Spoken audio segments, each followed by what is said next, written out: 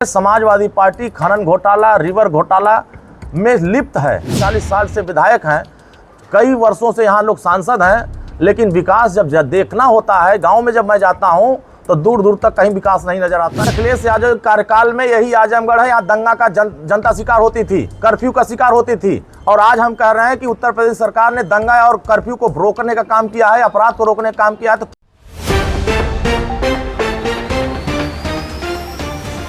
आजमगढ़ के अतरौलिया स्थित डाक बंगला परिसर में वीरांगना महारानी दुर्गावती के बलिदान दिवस पर सुहेलदेव भारतीय समाज पार्टी और गौड़ समाज के संयुक्त तत्वाधान में श्रद्धांजलि सभा एवं संगोष्ठी का आयोजन किया गया। कार्यक्रम में मुख्य अतिथि सुभाष पार्टी राष्ट्रीय महासचिव अरुण राजभर ने महारानी दुर्गावती के चित्र पर पुष्प अर्पित कर उन्हें श्रद्धांजलि दी। इस अवसर पर उन्होंने क्षेत्रीय विकास और राजनीतिक मुद्दों पर अपनी बात रखते हुए विपक्षी दलों पर निशाना साधा। वहीं बाद में अपने संबोधन में उन्होंने महारानी दुर्गावती के त्याग, शौर्य और राष्ट्रभक्ति को समाज के लिए प्रेरणा का स्रोत बताया। कार्यक्रम के दौरान सुभाषपा के राष्ट्रीय महासचिव अरुण राजभर ने क्षेत्रीय विकास के मुद्दों को प्रमुखता से उठाया। उन्होंने कहा कि अतरौलिया क्षेत्र में वर्षों से जनप्रतिनिधि चुने जाते रहे हैं, लेकिन गाँव में अपेक्षित विकास आज भी दिखाई नहीं देता। उनका कहना था कि गरीब और कमजोर वर्ग अब भी कई मूलभूत सुविधाओं से वंचित हैं। उन्होंने दावा किया कि जनता अब बदलाव चाहती है और क्षेत्र के विकास के लिए नई सोच के साथ आगे बढ़ने को तैयार है। वहीं विपक्षी दलों पर निशाना साधते हुए उन्होंने कहा कि अब जनता केवल आरोप प्रत्यारोप की राजनीति नहीं, बल्कि विकास और जनहित के कार्यों को प्राथमिकता दे रही है। राजनीतिक मुद्दों पर अपनी बात रखने के बाद अरुण राजभर ने वीरांगना महारानी दुर्गावती के व्यक्तित्व और कृतित्व पर विस्तार से प्रकाश डाला। उन्होंने कहा कि महारानी दुर्गावती का अदम्य साहस, स्वाभिमान, त्याग और राष्ट्रभक्ति आज भी समाज के लिए प्रेरणा का स्रोत है। उन्होंने कहा कि मातृभूमि की रक्षा के लिए दिया गया उनका सर्वोच्च बलिदान इतिहास में स्वर्ण अक्षरों में दर्ज है और उनके शौर्य और संघर्ष को देश कभी नहीं भूल सकता। अरुण राजभर ने कहा कि जो समाज अपने इतिहास, महापुरुषों और पूर्वजों के योगदान को भूल जाता है, वह विकास की राह पर आगे नहीं बढ़ सकता। उन्होंने कहा कि गौड़ समाज सहित अन्य वंचित समाजों का राष्ट्र निर्माण में महत्वपूर्ण योगदान रहा है, जिसे नई पीढ़ी तक पहुंचाने की आवश्यकता है। उन्होंने लोगों से महारानी दुर्गावती के आदर्शों को अपनाकर समाज में एकता, समरसता और जनसेवा की भावना को मजबूत करने का आह्वान किया।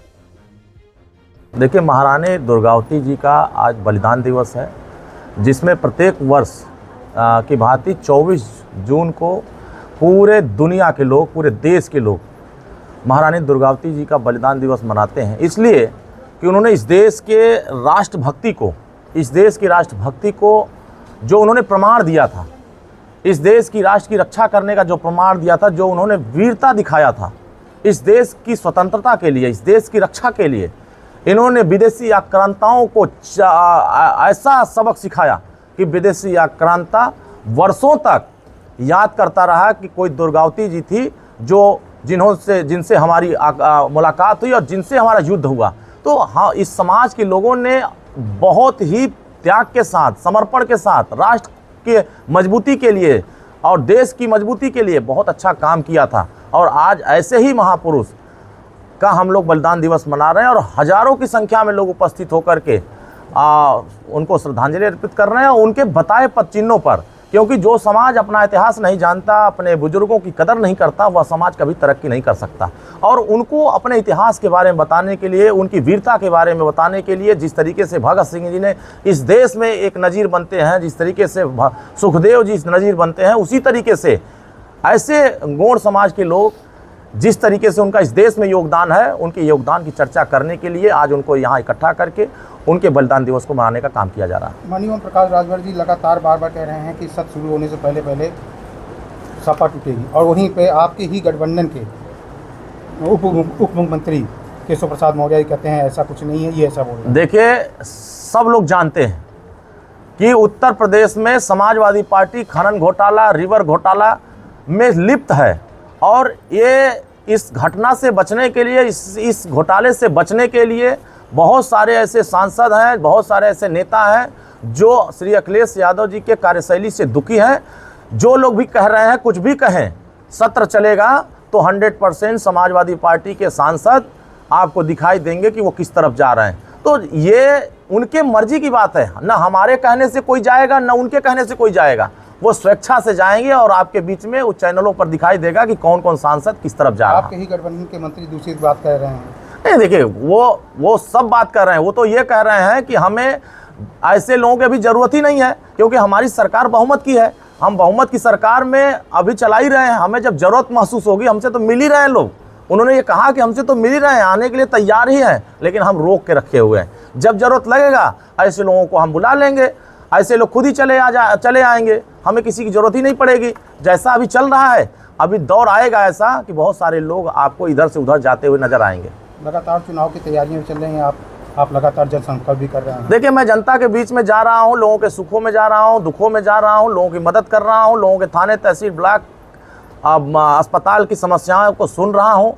और मैं देख रहा हूँ कि 40 साल यहाँ लोग राज करके काम कर रहे हैं, 40 साल से विधायक हैं, कई वर्षों से यहाँ लोग सांसद हैं, लेकिन विकास जब देखना होता है, गाँव में जब मैं जाता हूँ तो दूर दूर तक कहीं विकास नहीं नज़र आता है। हाँ, जरूर विकास नज़र आता है, कुछ जातीय विशेष वर्ग के बीच में विकास नज़र आता है। यहाँ ना प्रजापति के यहाँ विकास दिखाई देता है, ना गोंड के दिखाई देता है, ना धोबी के यहाँ दिखाई देता है, ना निषाद के यहाँ दिखाई देता है, ना प्रजापति के यहाँ दिखाई देता है, ना राजभर के यहाँ दिखाई देता है, ना चौहान के यहाँ दिखाई देता है, ना नाई के यहाँ दिखाई देता है, ना तो ठाकुर के यहाँ दिखाई देता है, ना ब्राह्मण के यहाँ दिखाई देता है। कुछ ऐसे लोग हैं, गिने चुने लोगों के यहाँ विकास दिखाई देता है। इसीलिए अतरौलिया विधानसभा के लोगों ने संकल्प लिया है कि इस बार बदलाव करेंगे, और बदलाव के साथ बड़े अंतर से हरा करके विकास की यात्रा को दिल्ली और लखनऊ से बजट ला करके अतरौलिया को विकसित अतरौलिया, समृद्ध अतरौलिया बनाने का काम करेंगे। आपकी सवाल ये पूछना है, ओम प्रकाश राजभर लगातार अखिलेश यादव के ऊपर ट्वीट कर रहे हैं, आप लोग संगठन में भी रहे, ऐसा क्यों हो गया कि इस तरीके से लगातार प्रहार? देखिए, अखिलेश यादव झूठ बोलने के सबसे स्पेशलिस्ट हो गए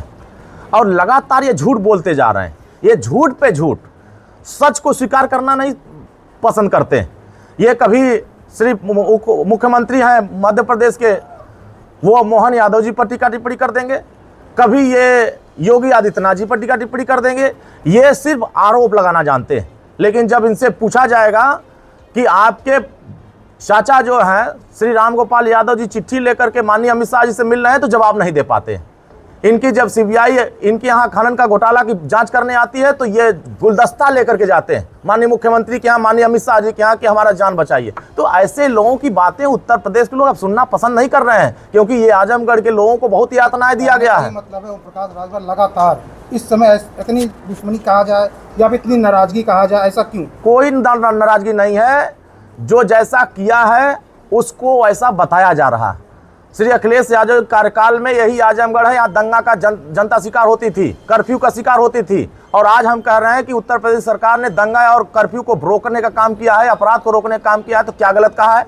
माननीय ओम प्रकाश राजभर कह रहे हैं कि गरीब कमजोरों को हिस्सा मिलना चाहिए, तो क्या कमजोर गलत बात कर रहे हैं? वो कह रहे हैं कि तमाम यादव समाज के लोगों ने कभी प्रजापति की हत्या कर रहे हैं, कभी राजभर की कर रहे हैं, कभी निषाद की कर रहे हैं, कभी चौहान कर रहे हैं। तो यही बात कर रहे हैं कि श्री अखिलेश यादव जी आप विपक्ष की भूमिका निभा रहे हैं, तो आप उनके दरवाजे पर भी जाके उसको न्याय दिलाने की भी बात करिए। ये वहाँ नहीं करते हैं, ये फर्जी बातें, मनगढ़ंत कहानियां ये उत्तर प्रदेश के सामने रखते हैं। इसलिए अब उत्तर प्रदेश के लोग इनको सुनना नहीं चाहते हैं। जैसे इनको अभी मौका मिला है ट्वीट पर ट्वीट करने का, इनको प्रेस कॉन्फ्रेंस करने का, जल्द ही जेल की सलाखों में दिखाई देंगे। ना वहाँ ट्विटर मिलेगा, ना वहाँ वो प्रेस कॉन्फ्रेंस करने का मौका मिलेगा, और वहाँ सिर्फ यही मिलेगा कि हमने जो यातनाएं दिया है उसी का सजा भुगत रहा है। बार ये भी कह रहे हैं कि ट्वीट करने का पैसा मिलता है। नहीं, समाजवादी पार्टी ट्वीट करने का पैसा देती है, उनके चेला लोग ट्वीट करने का पैसा लेते हैं। आप लोग को पर भी आरोप नहीं, माननीय ओम प्रकाश राजभर जी जनता के बीच में रहते हैं, जितना जनता के समस्या को जानते हैं, जितना जनता के समस्या को निदान करते हैं, उतना श्री अखिलेश यादव जी के यहाँ कुछ नहीं होता।